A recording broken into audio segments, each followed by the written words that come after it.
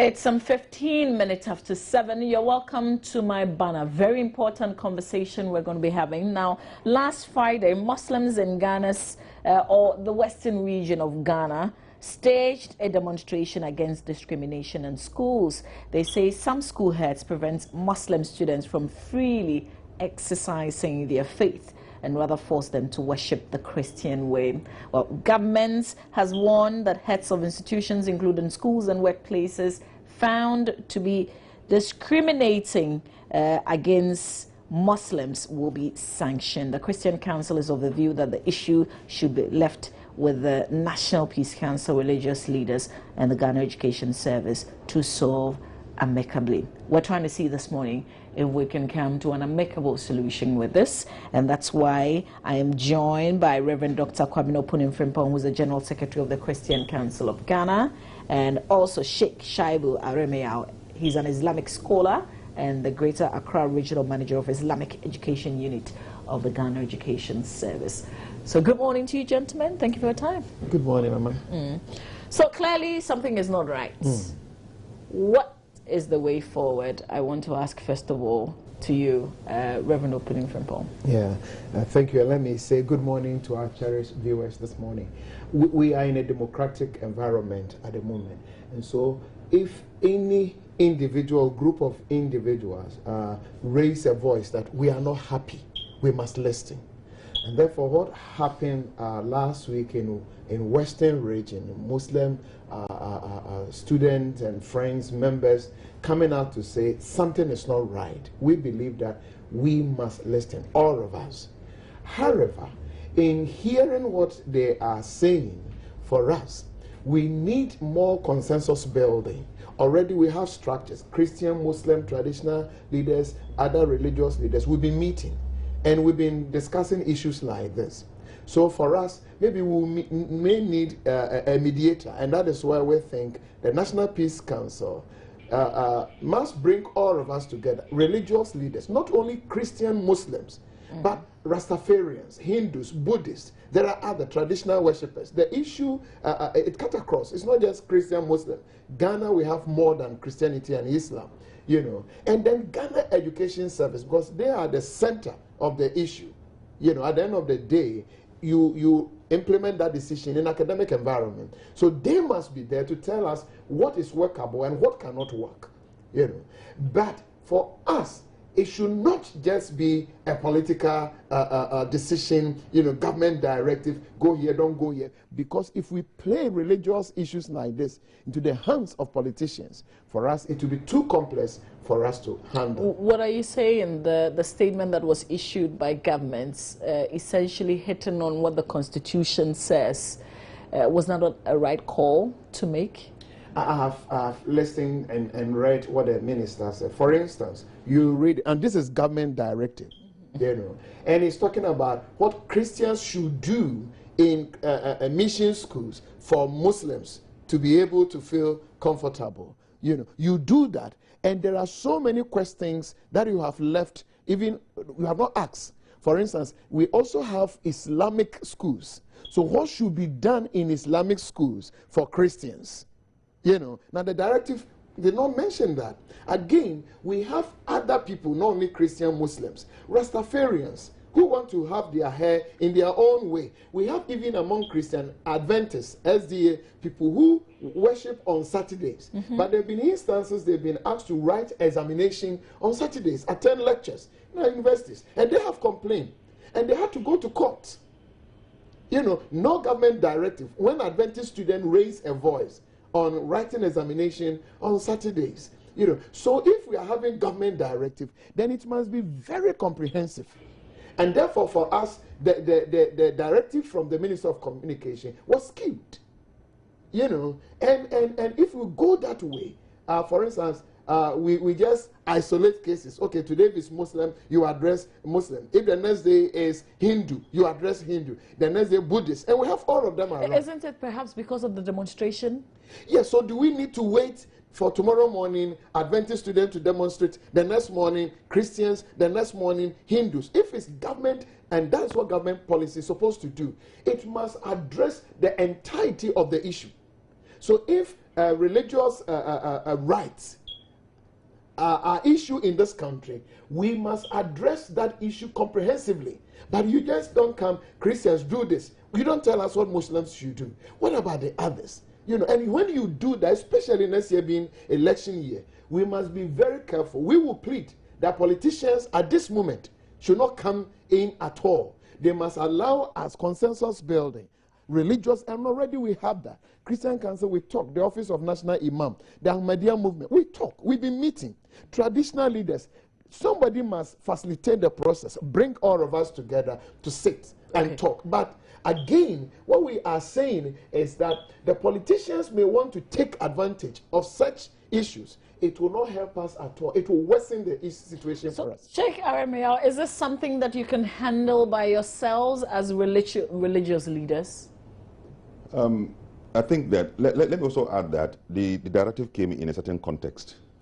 And the context, goes back to, I think, about 3 or 4 weeks ago when some Muslim female students were compelled to remove their veils. Before taking pictures. That is the context. And it has been the case about, I think, a year or 2 ago, an adult female candidate for WAEC examination was denied entry into the examination hall for close to 40 minutes just on the issue of the veiling, that she must remove it.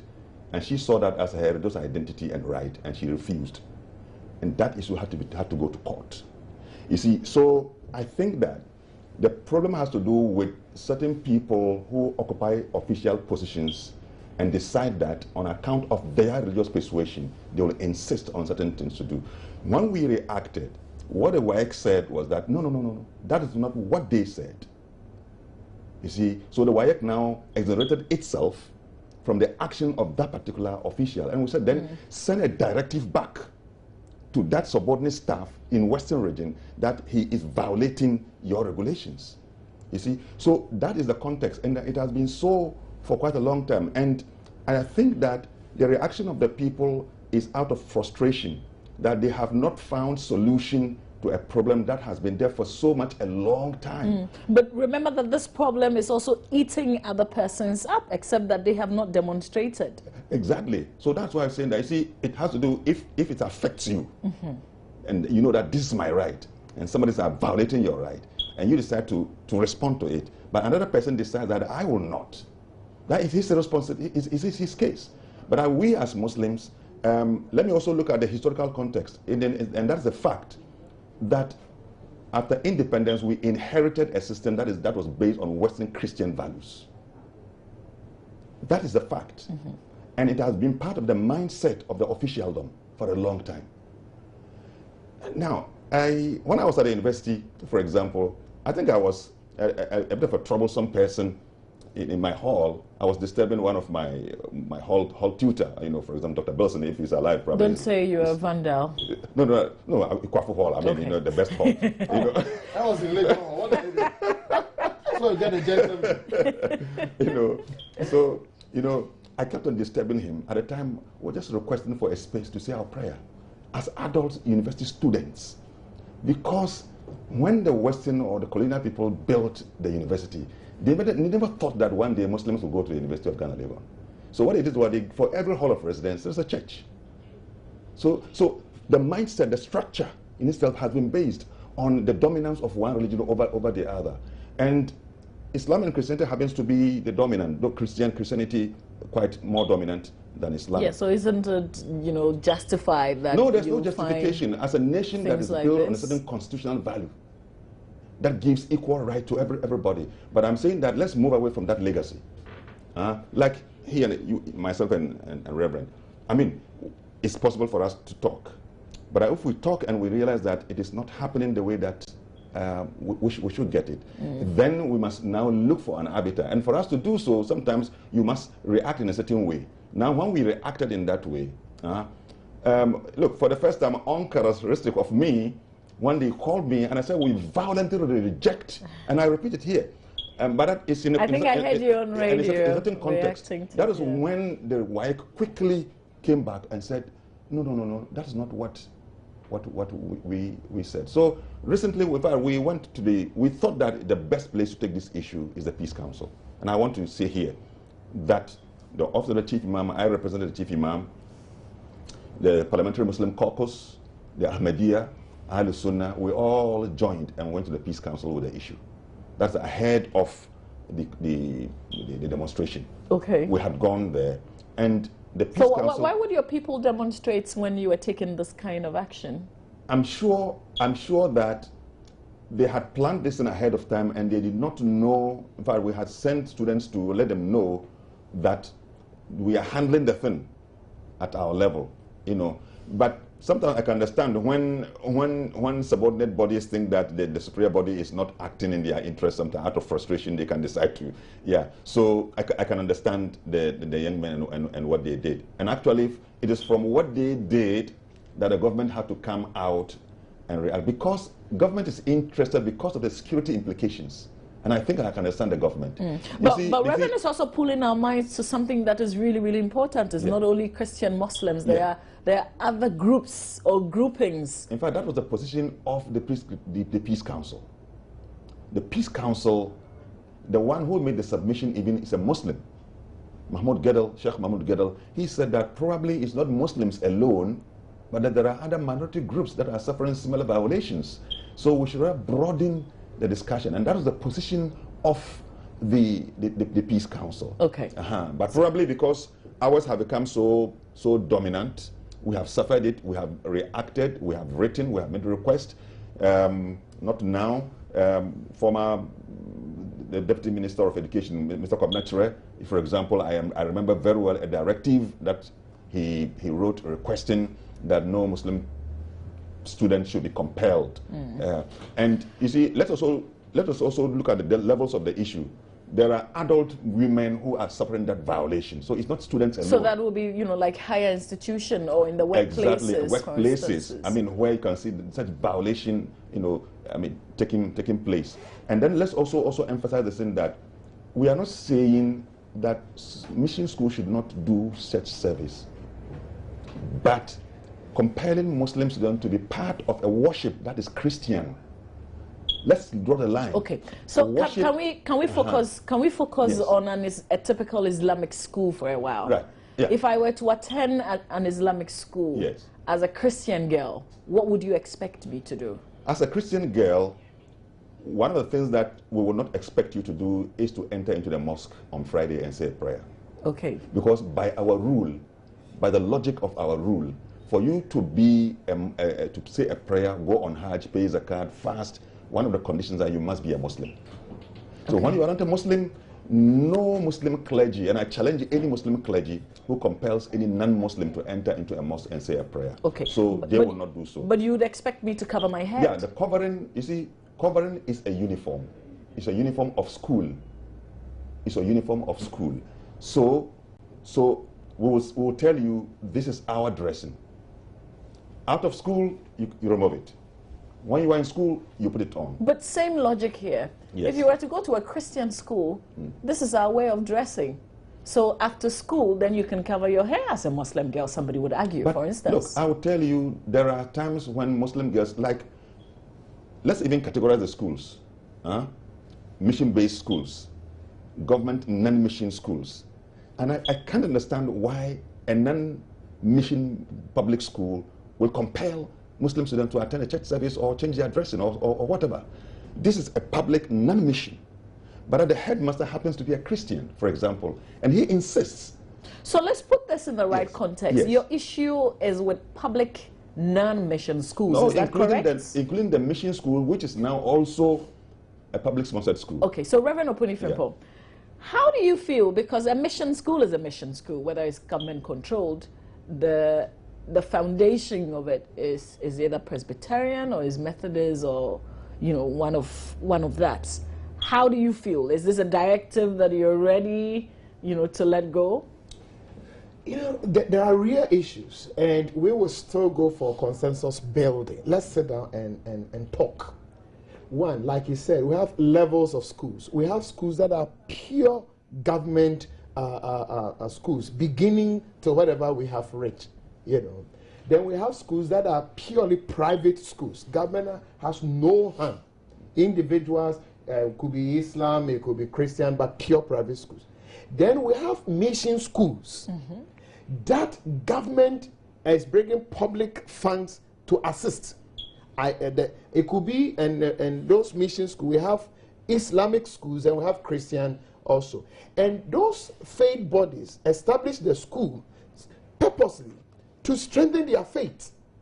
And there are parents who also, per their also right as Ghanaians, have the right also to choose where I want my child to be trained.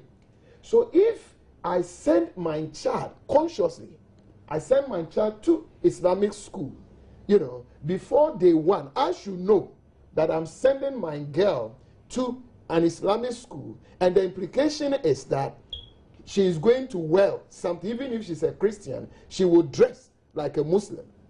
So also, if you are a Muslim and you are sending a child to a Christian school, day one, you must know the decision you have made and its implication. So you don't send a child, say a Christian child to Islamic school, and when you go there and they say, you are a Christian young lady, but being in Islamic school, we will ask you to wear the veil. You know, or you don't also come to a Christian school knowing where you are going and say, we are having assembly. We are bringing all of us together for information announcement. And then you say, I will not come. You know, but these are the things I'm saying. They are complex issues, because you can also ask the same way the Muslims will not yield easily. How can I go into academic institution and then I'm told, as for this building, you can't enter. You can go here, but you don't have permission to go here.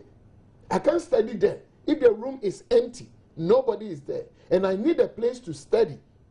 Now, because I'm not a Muslim, I can't cross the line. No problem. I should know that you accepted to be in Islamic school. That's the implication. So also, when people accept to be in Christian institution, they must know the implication. But it raises a very fundamental question, whether government should continue to fund mission schools with public funds. Maybe we are getting to a point where government should say that mission schools will not receive government or public fund. You know, so that if mission people, faith people, if I decide that my child should go to school in Makalanta area, then I should know what I'm doing, and government will not bring a peswa. So you go there, you know what you are doing. Can the mission schools be able to sustain themselves we are without getting government there. funding? The more such issues arise, we must find a long-term thinking and planning, because if I set a private school as a mission, church, and I accept government funding, then there are certain laws and rules that I may have to abide by because it's public fund. Yeah. If I set my private school and I'm not receiving a dime from government, I run my school on the principles of how businesses should be run in this country. But if I accept government funding, but these are instances where mission, Islam, Christian, they acquire their land, they build their structures, then government bring teachers and pay salary. So if we get to a point and these issues are becoming a threat, we can, maybe not now. Now we have a long way to go. But then we may get to a point that government, public fund, should not be directed into private institutions set up either by individual or faith, Islam, Christian, so that we have public institutions. I agree with him. If I go to a pure government school, you know, and maybe this is the time government must also move a bit faster and make certain infrastructure that this is a secular institution. Either we don't worship at all, or we create a space for Muslim traditional worshippers, Hindus, Buddhists. So if I go to a school that is purely run by state fund, you know, public fund, then either government provide those things, or you go to such schools, no, don't bring your faith thing at all. We need to talk. There are real questions that we must struggle to answer. But you just can't say that if a Christian enter into a Muslim school, she should wear the veil. But if a Muslim enter into a Christian school, maybe she should be allowed to wear the veil. You know, it's a very complex thing. And I will not just behave here that we can solve this problem. We want us to sit down and talk and negotiate, but not government directives, because there are real issues for us that has to be tackled. Exactly. So, Sheikh, somebody may want to ask, why don't Muslims simply stick to Muslim schools? You know, by policy, so many changes are taking place. For example, you have the CSSPS now, by means of which now students are placed in public schools, even in public schools. Now the computer is that which, you know, so if even as a Muslim, if we would build our schools, for example, now the Suhumi Girls Islamic Senior High School, for example, is having a growing number of Christian girls who are in the school. Is there a church there for them? There's no church, there's a mosque, it's an Islamic school. But now, the story I hear was that there's girls who were also requesting for a space on Sunday to also say their prayer. Is there something that would be given to them? My position is that once we are talking this way, we must also give them a space. And from Islamic point of view, there is nothing un-Islamic about it. That on Sunday, because you have a certain number of Christians whose right and identity you want to protect, and they say that on that day, Sunday alone, they will want to meet, like we expect that on Sunday, the Muslim students will not be allowed to linger about because they don't want to go to church service, but that the school must take a step ahead and regularize their activity on Sunday, so that even when they don't go to the church service for worship, they are also doing something productive. And I think that, you see, within our institutional structure, it is doable. It's only because we are not talking. It is doable. I can see a situation, because if you tell me as a Muslim now to sit into a church and go through a strictly Christian worship, you see, you affect my spirit. And more so for a student, you know the conflict that you create in that child's mind when you take him through a strictly Christian, when he's not a Christian. So why don't we have a certain program that there's a certain interdenominational or cross-religious something where a certain moral, because we are bringing up children, discipline, morality. I mean, so many good moral virtues are in Christianity. So if on that day, a reverend has to be the one who gives the talk, and a Muslim child is sitting down there, there's nothing wrong about it. If I happen to be the sheikh on that day who comes to talk to them, and because of my academic background in Christian ethics, and even as I can even quote Jesus Christ and Muhammad, and the children now sit and they find confidence, they find the confluence in matters of virtues and values, and they can now see themselves together. I think it's a good thing. Then you have a separate one, this one, non-denominational or ecumenical service, where SDA, because there's a certain common basic belief in Methodist, in Presby, in Catholic, in all those things. So they will not have a problem at all going through a certain kind of worship. And I think that if we can sit down and talk, and we see we are ethical in the way we are thinking about it, and we are fair to ourselves, we should be able to find solutions. So are you sitting now? Are you talking? What is happening? Sorry. Okay. Go ahead, you see, like he said, a petition was laid before the National Peace Council. So we are all getting ourselves ready, and we have declared our willingness to help Christian Council of Ghana. You know, that is why I said earlier on that we feel the minister's directive came too early. You know, because before the National Peace Council, Most Reverend Professor Santi has come out that we are working on it. They will be calling all of us very soon. Then you issue a statement. Then a statement came that church people don't do this, don't do that. Now this morning, those who are heading our schools, Presec, Aburi Girls, Prempeh College, what should they do this morning? Because we are telling them, just be calm.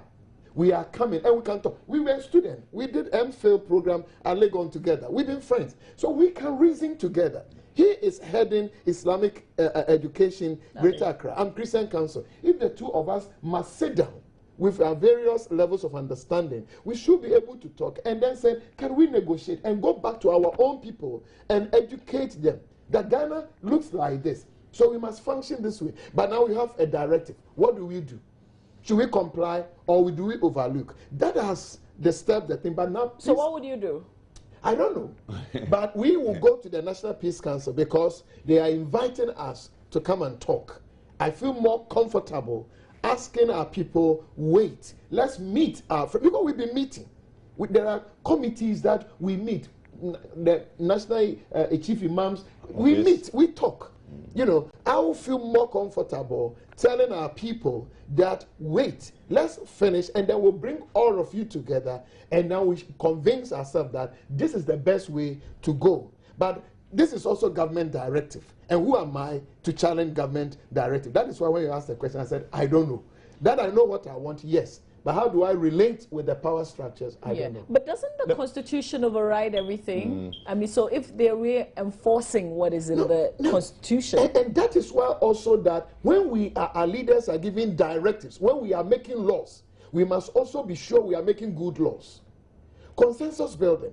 We feel at a point that before such directives, there should have been a meeting.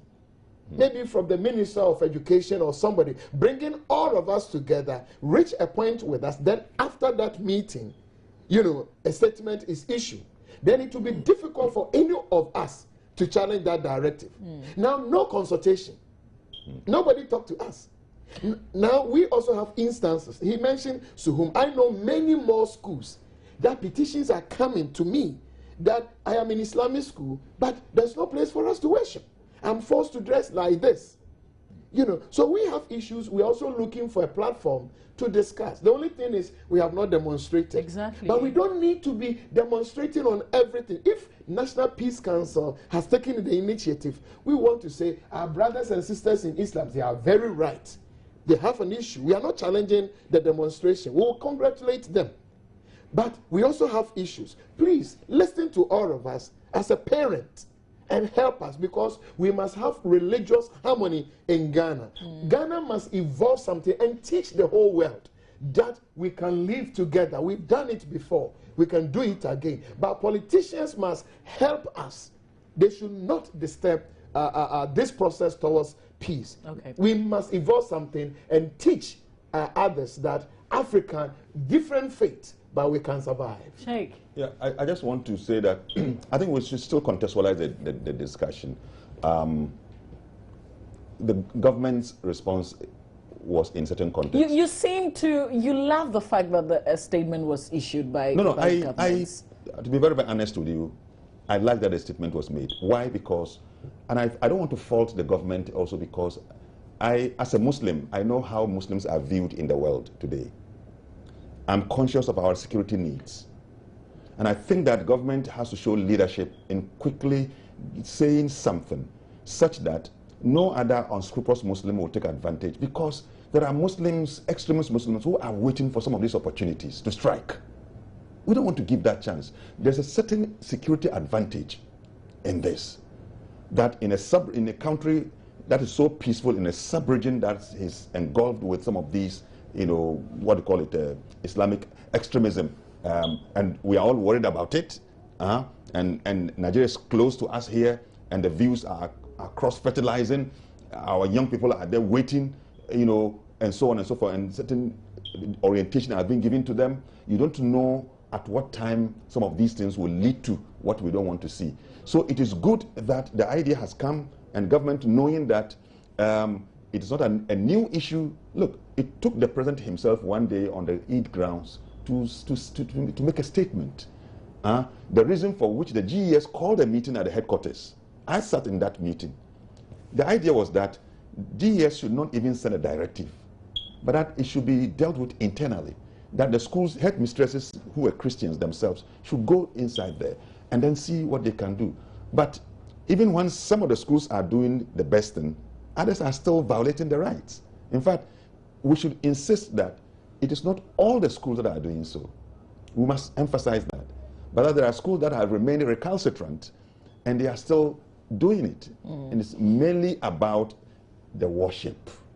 It's mainly about the worship. And then outside of the schools too, why should a lady like you who happens to be a Muslim, why should you be denied the opportunity to work in a public institution just because you put on a veil? It's a complete violation. Do you have people coming forward and saying oh, that yes, this there is are the documents. There are documents, nurses in public institutions. And one of the examples that I have set for you is even candidate examination candidate. WAEC staff denied her to enter into the hall for close to 40 minutes in modern day Ghana. I have traveled to the UK. I've seen nurses nurses, my wife is a nurse, she cannot go in her veil. But I accept, because I know the situation under which we are working. My wife is a nurse. As I move out now, she has moved out. She cannot go into her work with her veil. But she works in Ghana. She works in Ghana here, but in UK, I have seen a nurse who goes to work in the hospital with her veil on. I have seen a security woman at the Heathrow airport, who she's in her uniform and with a small scarf on her head with her cap on top of it. If in countries like this, you can see it, and in Ghana, after 57 or so years of independence, you can have somebody whose mindset. So the issue more, not like even religious people, but it's a mindset. And I think that time has come that we should be able to move away from that because of friendship. If you see me walking to the Methodist headquarters now, you think I'm a Methodist or the Presby. Because I happen to be now the president of, Greater Accra president of the Conference of Managers of Educational Units, putting together all the Christians. And when they come to my office to do a meeting and you see the cars, you'll be surprised. There was a day a Methodist manager, Michael Gospel, she offered me a car. So when I come into the office, in her inscribed regional manager, Methodist Education Unit. So my staff, they thought that it was the manager of Methodist that was coming, and they saw me coming out of the car. They said, hey, manager, where from you? I said, look, I was offered the car. So you see how, but I think that mindset of people within officialdom that think that one religion can be deemed superior to the other. And you know what inferiority can do? How about the saying that majority rules? No. It's not an issue of majority. Even the majority, you take consideration of the right of the minority also. And that's why our constitution has made it so clear. It's a matter of constitutional issue. But that within that same context, I think it is possible for us to dialogue. And I think that dialogue is the best way to solve some of these conflicts. Can we clear something here? The issue with the taking of the pictures. Yeah. How was it resolved? Is it so hard to remove the veil and take a picture and then afterwards put it back on? I have made a submission on this thing. I said, look, you see, Islam is two characteristics of Islamic and Sharia: flexibility and contextualization. Two characteristics of Islam. Now, under the context, the veil is adjustable. It's adjustable. So it is possible for the female student to adjust the veil in such a way that the features needed for examination purposes will show, i.e. the ear, the forehead, the chin, the nose, and other features. It is possible. Once that is the case, there's no problem. And I challenge any Muslim scholar who says that we cannot even adjust the veil. I will take that Muslim scholar on. Then after that, we now restore the veil to its So GES would accept a picture, of an adjusted veil when now the they have ears are accepted showing. it because the WAEC officer quickly now reacted and said, no, they did not compel. They did not. That's why I think the PRO, a director at the WAEC. So I think that settled the issue, and we were excited, But the young people from the Western region at least decided they just wanted to make a point, and out of that point, government has made. So I think we must emphasize the interest of the government to also deal with the issue immediately, so that people don't take advantage, for security reasons. And I think I appreciate that. Maybe I'll just announce the lines and then you can come in. Quick calls you can give us 0302-211-691 or 0302-211-69102. You can give us a call before we wrap up. Rev. Yeah, Mama, if we are making an effort to develop a coexisting, harmonious environment, we still must talk, not directives. But if the fear, like you said, of government is violence, people are waiting, please, when it comes to violence, you may not have one source, a formula for it. It's not like and let our viewers say, it's not like only Muslims can be violent and this group of people cannot be violent. If that is what we are trying to do, we have seen churches fighting. You go to Ireland and Protestant and Catholics are fighting and they shoot, they throw bombs. Yeah. So we must not keep this impression that, if we don't do this for Muslims, if you don't move fast, they will do this. There are other countries, it's not like only Muslims that are burning chapels. There are mosques that have also been burnt. It's not only Muslims killing Christians or others. There are Christians who are also killing Muslims. So let us have the totality of the picture and address it. And I agree with him. But you see, there are more in our Islamic institution where he is ahead will want other non-Muslim ladies, for instance, to dress in a certain way. So also, our Muslim friends must know that when you are in a Christian environment, you'll be expected to go a certain way. And if we are talking about human rights 2015, then we must address all. But it should not be, do this for Muslims. Why should you do this? You know, you must also find out, excuse me to say, we are friends. We can eat anything together, you know, but we can't eat pork together. At all. Did you see how he brought his at all? At all. We can eat anything together, yes. But we can't eat pork, yes, at all. You know, so I must have that religious sensitivity that I have a friend. We can eat anything. But when he is around, even if pork is my whatever, for his sake, so he must also trade that this is my friend. I can do anything with him. But when I'm with him, for his sake, I will not do this. But it should not be, when you are with me, don't bring your Christian things. But when I'm with you, I'm free to bring my... Now, when you do the conversation like this, it will be complex, difficult. And that is why I say government should not come in at all at this stage. So that we talk that, what do we do with pork? Which is my best? Which is your worst? So what do we do with it when you're around and I also want to eat it? Then we talk. Let me speak to Park. He's joined us on the phone lines. Hello, good morning, Park. Thank you for holding. Yeah, hello, good morning. This is Park Dani, calling from Sabrego. Very well. Let's hear you. Yes, first of all, I want to say that the last question you asked us before was so much distasteful to me. And that is when you said the majority rule. I was so much scandalous. You know, we are living in a state that is not governed by religious grouping. We are governed by a clear defined law.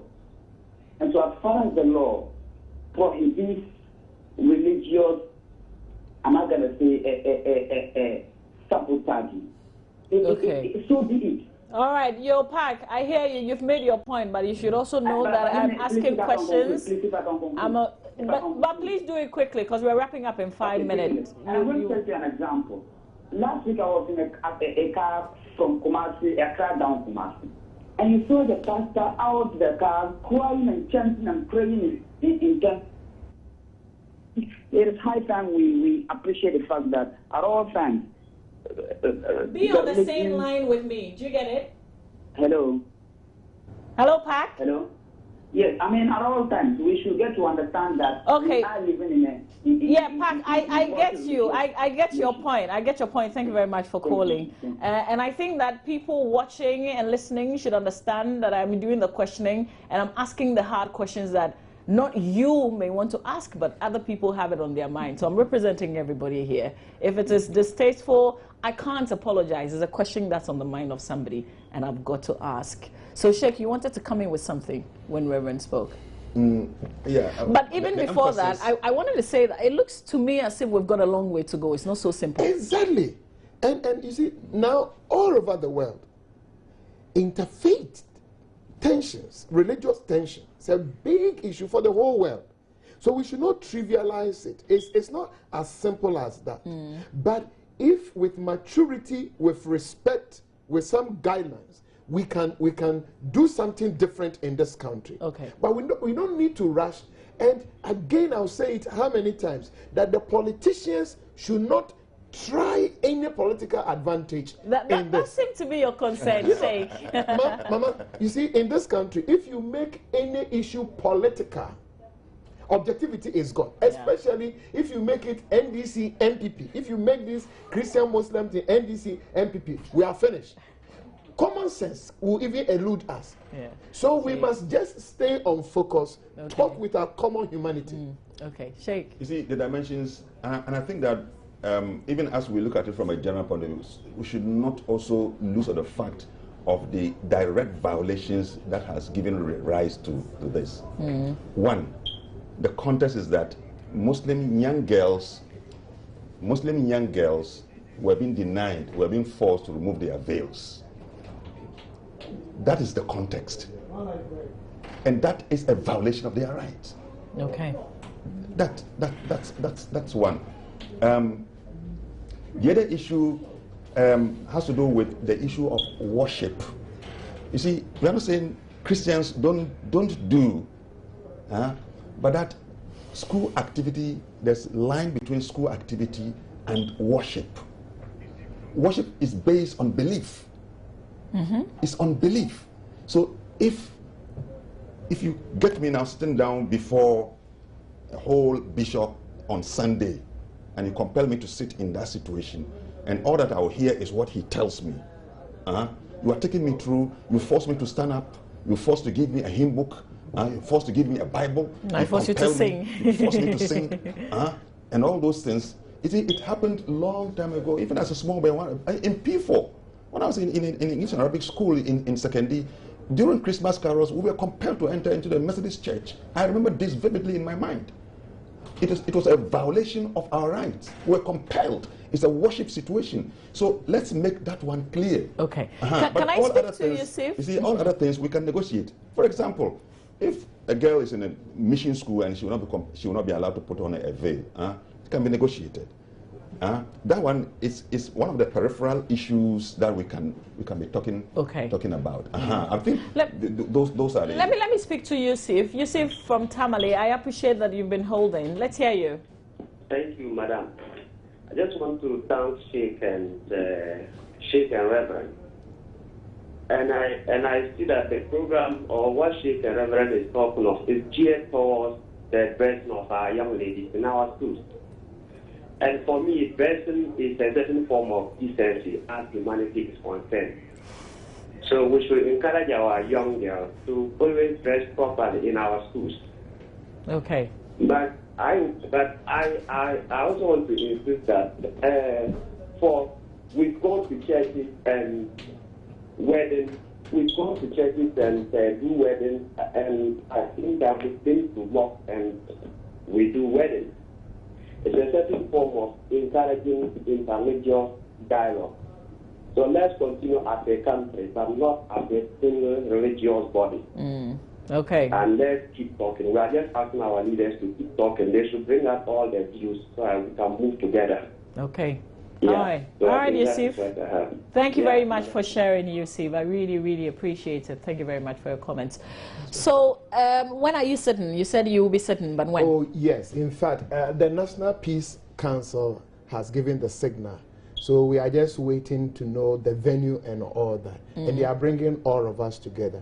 But let us also raise this fact that Ghanaian parents, in their nurturing effort, raising children, must also have the right to decide that I want my child to be schooled in this environment. Okay. This country must also consider that. And that is why the lines must be very clear. Elsewhere in the Western world, you have that. So you know that I'm sending my child to say this school for this purpose. So that if somebody wants the child to be in Islamic environment, they have that right. And if somebody wants, in fact, even Catholic, Protestant, So we should not also, in the effort of meeting needs, frustrate other innocent people who also say that I want my child to be raised in this environment. That must also exist in this country. On that note, I'll speak to Mohammed, who is joining us from East Legon. Mohammed, good morning. Oh, and then I lost you. I apologize. You held on for a while. You can give us a quick call now, 030221169102. I'm expecting my very last contribution on this matter, and then, So, so will this be resolved? No, it can be resolved, and I think it's within our strength, within our capacity to be able to deal with it. Do your followers understand what is happening? That we need to talk and get to. That is the level at which we must look at all our followers and the mindset with which they engage each other. I tell you, among Christians there are extremists, Among Muslims, there are extremists. Yeah. I mean, during Eid al-Adha, sometimes you give somebody a meat, and a pastor has told them that, look, this meat that you know it's a demon.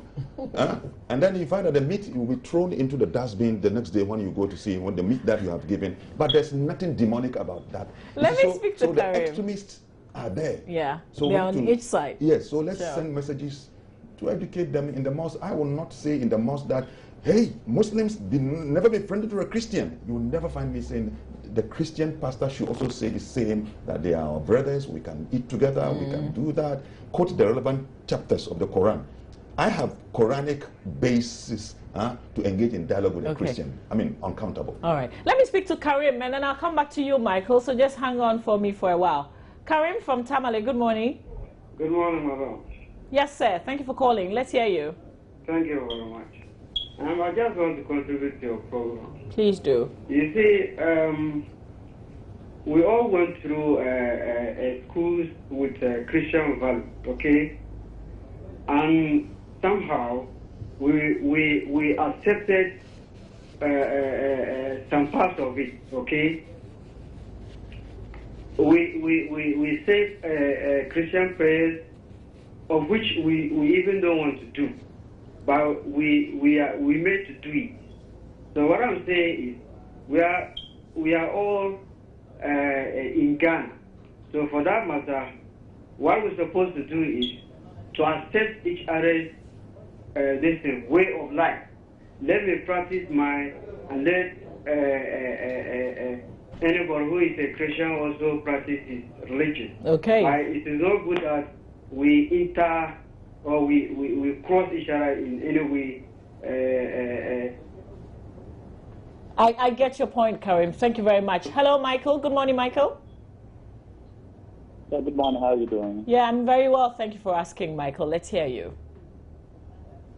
Yeah, I'd just like to find out from the two honorable men. Are they going to cater for other religions apart from Christians and Muslims? We have Rastafarians, we have Hindus. Because what my impression is, if we start, then we would have to take care of everybody. And that would be very difficult to accomplish. Okay. All right, and Michael. And another issue is, I think Reverend raised it, and I'd like to emphasize on it. Many a times, our Muslim brothers, excuse me for using it, seem to have this belief that violence is only, one-sided affair. It happens on both sides. All right, So I think into mind as well. Sure, Michael, that has been said, but I don't think it's only our Muslim brothers and sisters who think that way. I think it's all of us. Let's hear Prosper, who is also joining us. Prosper, good morning. Good morning, madam. Yes, Prosper. I hope you're well. Let's hear you. Yes, please. Overhead 60. That some Muslim girls were forced to wear to remove their jihad. I want to know how different that is from Christian girls forced to wear jihad to Muslim food. All right, Prosper. I see where you're going, Prosper. Thank you. So, that comes to re-emphasize the point that we have a long way to go. You have a long way to go. See? One of the things that we have used, is when a Catholic sister covers her head in any institution, she's respected. Even when she is practicing as a medical doctor, she's in a... But you think the Muslim woman is not respected when she's got her veil on? That is because she's not the respected stock. That is why somebody will take a position and deny her. And I go back to I respect them when I see them. But somebody who is an officialdom, who has an authority, decides that you cannot come here with this thing on your head. The institution does not say so, but by his mindset. And I feel offended that any Muslim woman, just because of her veil, somebody denies her entry into an exams hall. Yeah, that shouldn't be happening. Let me speak to Mohammed. Mohammed is our very last call from Kumasi. Good morning, Mohammed. Yeah, good morning. I'll say salam alaikum to Sheikh Armia, and then I'll say shalom to the bishop. This is the essence of tolerance. And I have been through all the system in Ghana. I've been to Catholic school where I was forced to take what do you call it, communion and whatever. But it has not changed my faith. That is what I want people to understand. Look, you can force a horse to the riverside, but you cannot force it to drink. And in Islam itself, it says no compulsion in religion. Just veil for a girl to keep her modesty. This is stipulated in the Bible, even though this is not the forum for me to quote in the Bible and tell you a woman should be modest. This is all people need. If the person is a lizard, he has to be a lizard till he dies. Ghanaians should come to understand. If we don't do that and we don't accept that simply, I mean, there's something wrong in our heads, all of us. All of us, I mean, from you, the pastor and chef. This is simple. I want to eat kenke, and you want to eat cocoa and palabaso. What is wrong with that? All right, Mohammed, this is intense. It's getting intense, but thank you very much for your contribution on this matter. What can I say at this point? I think, you know, my callers have wrapped it up for me. Sure. And that's the way we should go. Please, we should not use violence to solve problem.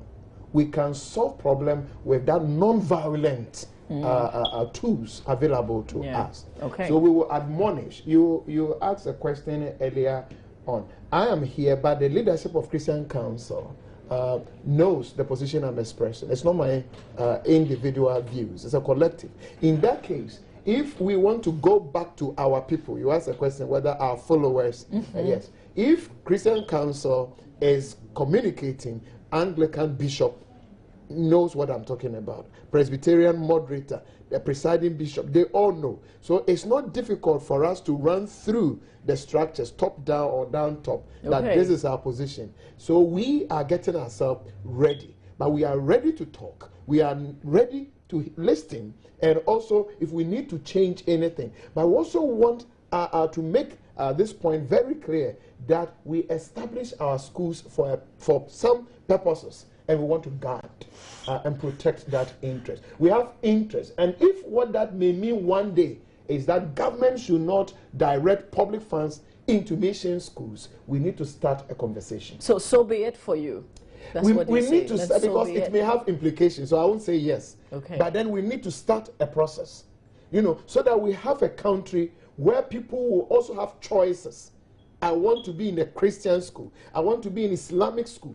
If even Hindus and Buddhists, Rastafarians, there are people who also cry. Now the Rastafarians want to have their hair in certain way. Find out where they can carry. There are so many places, just the hairstyle. You will not be allowed. We need to talk about the churches in this country also want everybody to know that we have interest and want to protect our interest. So, Sheikh, finally, just based on, you know, this view, you know, that the churches also have interests. That's why they established their institutions in the first place.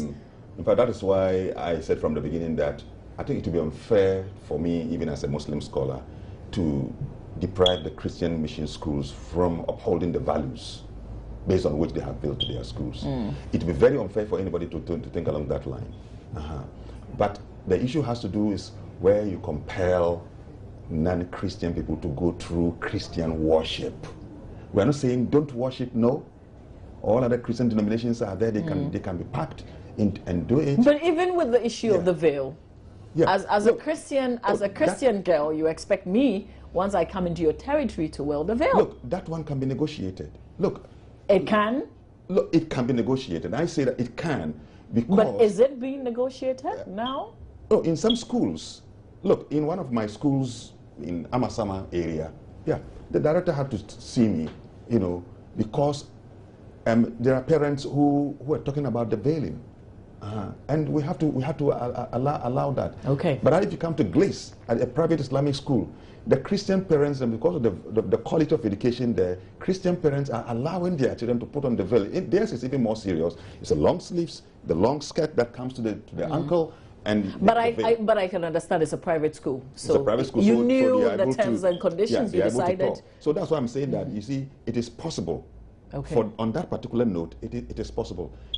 But the matter of the non-negotiables, these are matters of doctrine. All right. We would wait for the outcome of that Peace Council meeting, since that is what the two of you really, especially the Christian Council, is looking forward to, not the directives that's beginning to come out. But I really, really love the fact that you could join me on this program, really. Thank you very much for your time, Reverend. And thank you, Sheikh, for your time as well. All right, thank you for enjoying this segment. We're talking Joy Prime. We're also talking AM Talk, so stay with us here on the AM show.